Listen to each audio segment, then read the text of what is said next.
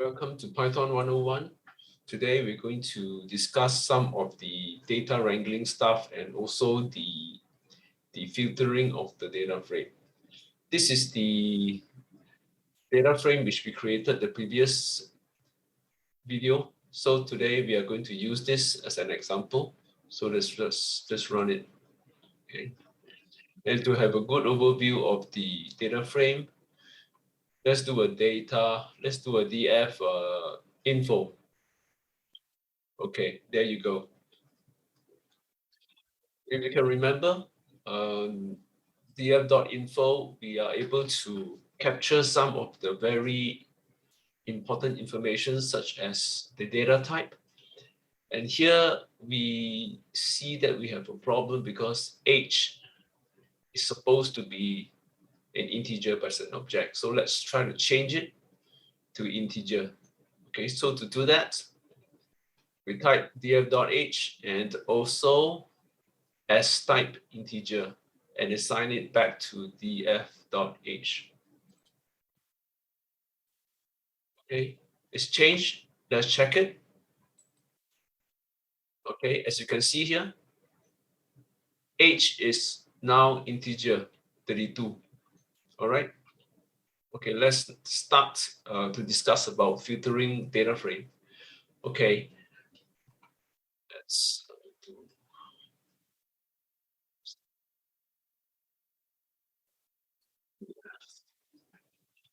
Okay. Now, suppose you want to capture just the salary column. What do you do? Okay, the code is df salary in square brackets with the code. Okay, by doing this, you will get a one-dimension series data this way. Okay, now what if you want to add one more column, name, the name over here? Then what you do is just add one more, but you put these two items in the list, and then you add one more square bracket, one more pair of square bracket to return you a data frame. Okay, so in other words, now you have a double square bracket. Let me reiterate again. The first square bracket here is to contain the two items, the two columns. The second square bracket is to return a data frame. Okay, if you want to add one more item, we can do that also. Now what about competency?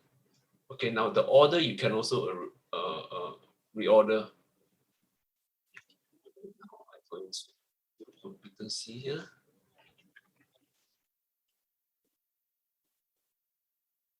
Okay, there you go. Now you have three columns, but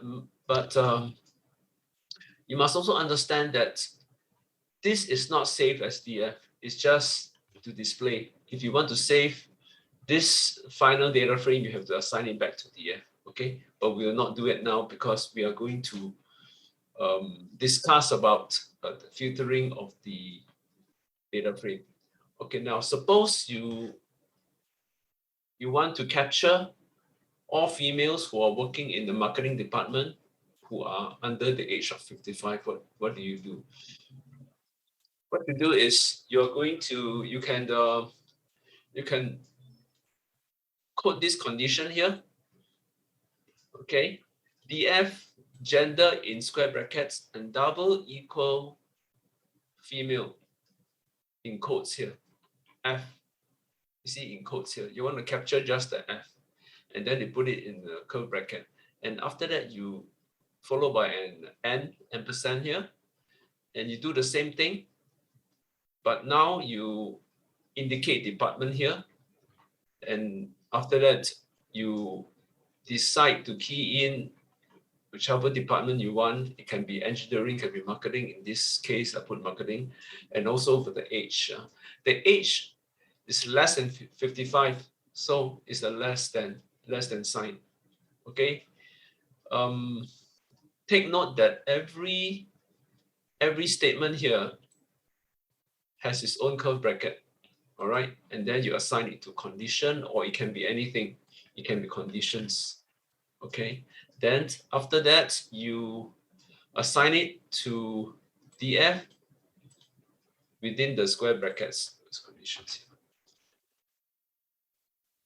There you go. All right. So these conditions, the three conditions, is captured in this data frame. So it is returning the entire data frame. Alternatively, you can put the whole thing, this code, within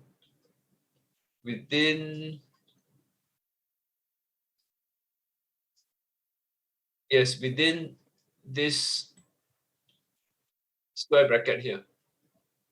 So you don't need to assign it to the conditions. You just put the whole thing in, and it will still return the same thing, return the entire data frame with the conditions that you want. Okay, suppose we change it to less than 45. Okay, let's see. Okay, see, it captures less than 45. There's 35 here. There's not enough data, but the more data you have, you are able to do more things with it. All right. So this is another condition. Okay. Now we want to capture all males working in engineering more than 30 years old. Assign it to condition, and we pass it to df within the square brackets. So let's just run it. Okay, there you go now. Okay, the next one. Now we want to talk about dot loop. Now, what is dot loop? Dot loop is when you want to return not the entire data frame, but just one or two cells. Okay, so dot loop is df dot loop followed by square bracket, but within the square bracket there are two components. The left one is for the row index. You see, for every data frame there's a row index here. So to capture the particular cell, first of all, you on the left side you have to indicate the row index, and then the right side you indicate the column name. So in this case, the row index is 0, okay, and the column name is age. Okay, so let's enter, then enter again. Okay, so it's 35. So as you can see here,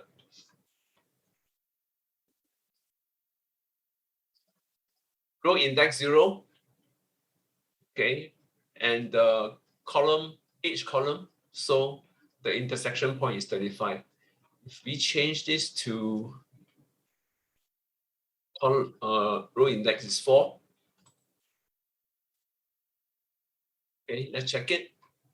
Row index 4, age column is 38.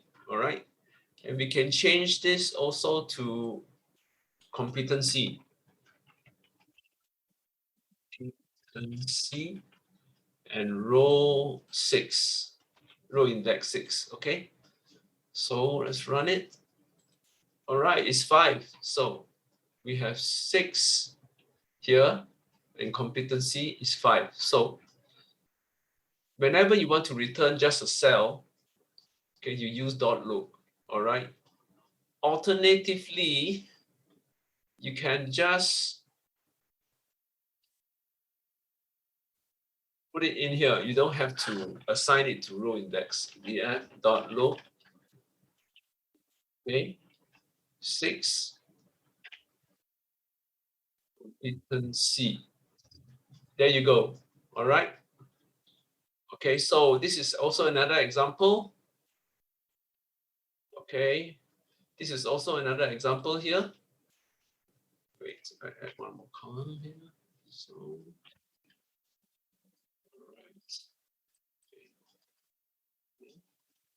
all right, so you got it. Now, we can also use df.look to pass a condition instead of just giving the address. Okay, for example, over here, row index, instead of putting 0, 1, or 2, we just indicate that we want the salary to be more than 65,000. And the column name is name. So we want to return all the names of the employees whose salary is more than 65,000. Okay, so this becomes a condition. All right, so let's try it. We run this first, then we run this. So you got it? So these are the names. So what happened is that the column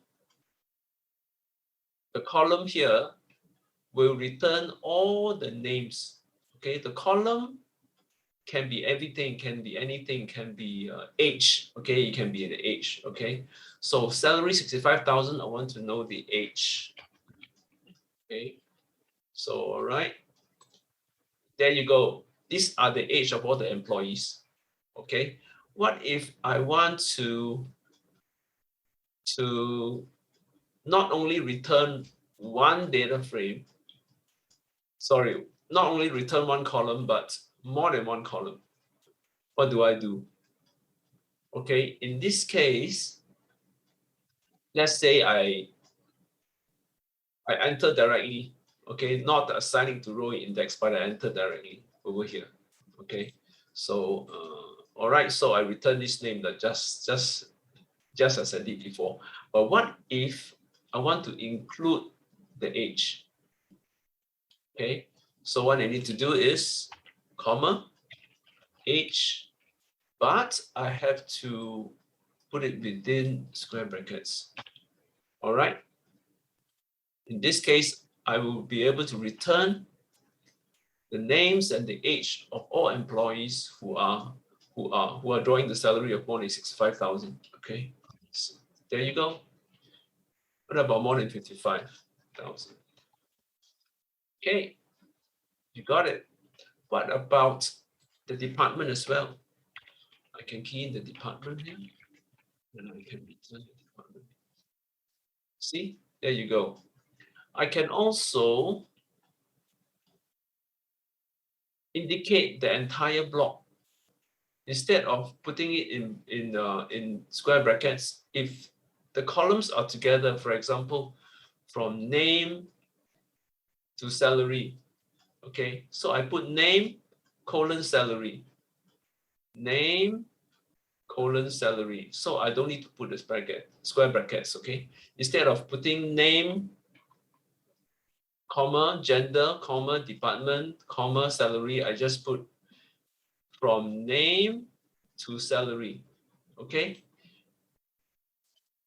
all right, so you got it, from name all the way to salary. Okay, and the condition is the height is below 180. All right, I can change the condition here, more than 150. Run it, you see, there you go.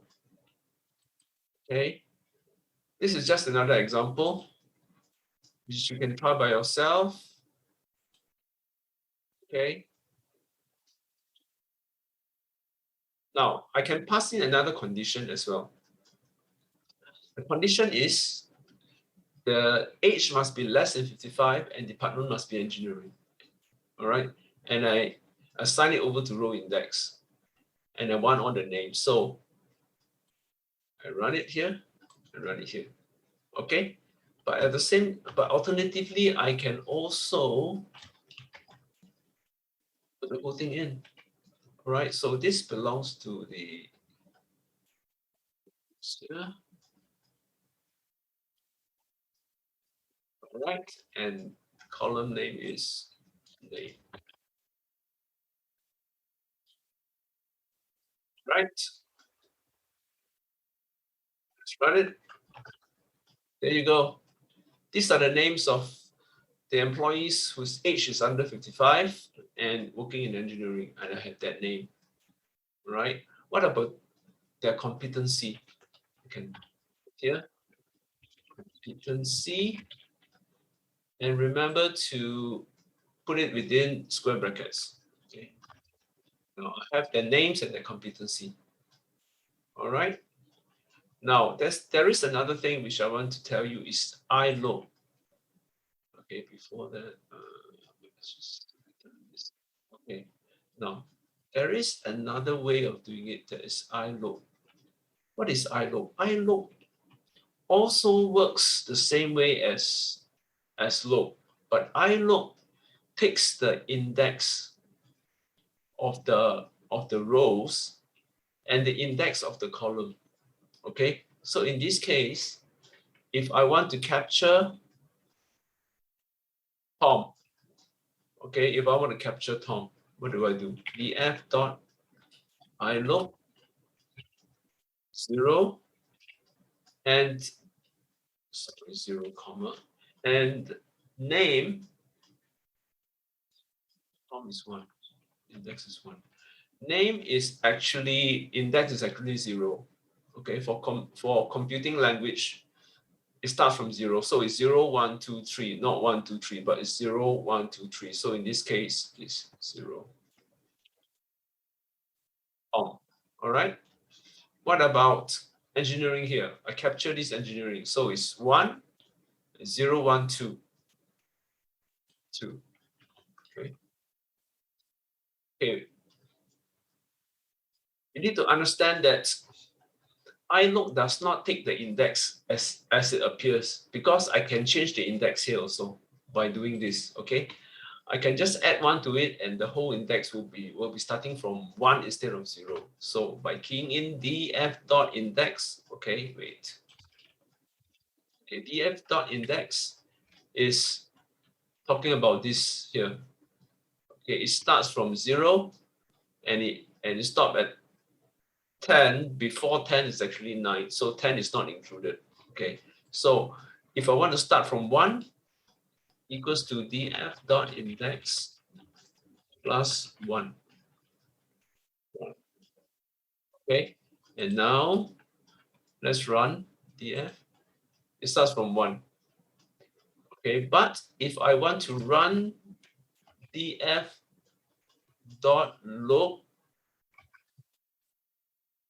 df.ilook, what would I get? If the row index is 1 and column is 2, 0, 1, 2, do I get marketing?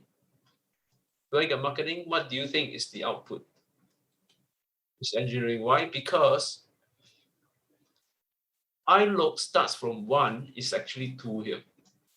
Okay, look start will take the information from what appears on this column,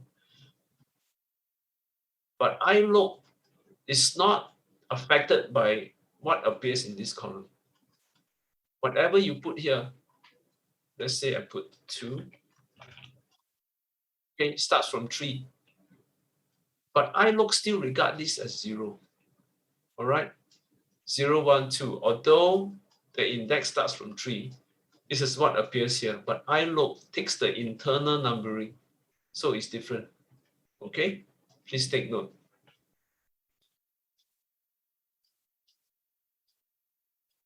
Okay, we will not go through this. We want to go through another thing, that is query. You can use query to pass a condition. Okay, now say I cut this off first. All right, I use .look to return the entire column of name, department, and age. Okay, I forgot to tell you that when you put 2 columns here, it means all the rows. Okay, now I want to run a query. I want to query from this data frame, age under 55 and department equals to engineering. So I put dot query, and I also key in the inverted code, all in inverted code. Okay, and also you put n here. It will also return the data frame that I want with this condition. Let's try. See, got it? You see it? Less than 55. Okay, and or engineering dot query. It can be more than 55, so more than 35, and marketing. How about that? Marketing. Okay, now we got it shown. Okay, you got it right. All right, so you can practice by yourself. Yeah. Okay, so in this case, I have 3 conditions. First condition is it must be from marketing. Second, competency must be 1 and 2. Thirdly, age must be below 50. I can also have another condition. Height below 170. Let's see. Oh, there's none below 170. Maybe what about above 170? Oh, sorry, there's none. So, okay, so maybe let's see. Let's engineering salary. Okay, why not? Let's have salary. Salary more than 60,000. Okay, now you got it. Maybe 50 will capture more. Okay, so you can have as many conditions as you want, as long as you code query here and then followed by the curve brackets. Okay. Thank you. This is the end of this video. I will see you again the next video.